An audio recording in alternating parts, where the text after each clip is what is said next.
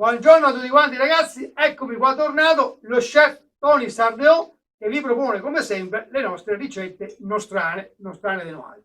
Allora, voi sapete che sono lo chef che ha preso 4 stelle dalla guida del cuoco veneto Micheli e quindi sono uno chef di tutto riguardo.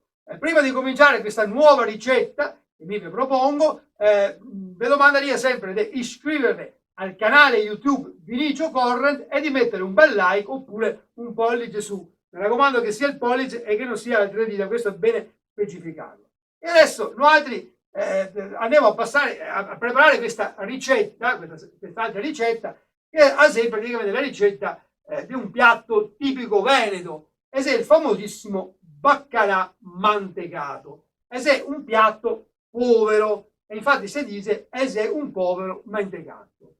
Sarà forse per questo motivo che a Vicenza, per rendere il baccalà così un po' diverso, un po' più ricco, ha fatto il baccalà alla vicentina, che è una buona alternativa ai gatti.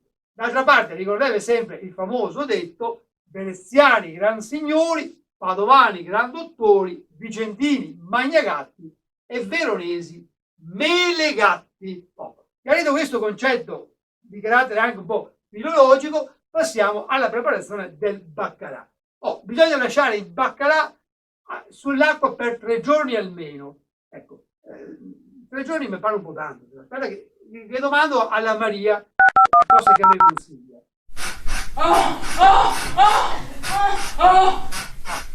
A Maria ha io far da mangiare, ecco, però Maria, ti diciamo dopo, però ti consiglio dai un fiale olio ai pignate perché se Dio ci guarda. Vabbè, tornando appunto al baccalà, voi lo lasciate nell'acqua per molto tempo, può accadere che il baccalà si lamenti per l'umidità, però alla fine se lui si abitua all'acqua vi conviene farlo in umido. Dopodiché voi prendete una casseruola, non una cassuola, la cassuola di quella di buratori, una casseruola, e aggiungete un po' diciamo così di soffritto e il baccalà che alla fine deve essere proprio dorato.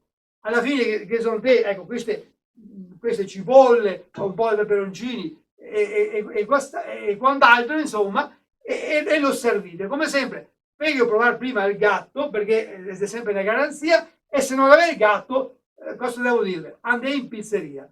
Ecco, mi diria, allora, come ricetta va tutto a posto. Facciamo partire il ritornello, che è il mio ritornello della canzone. Vai maestro! Io viso sempre a tutti i fioi, non sei mai far de male.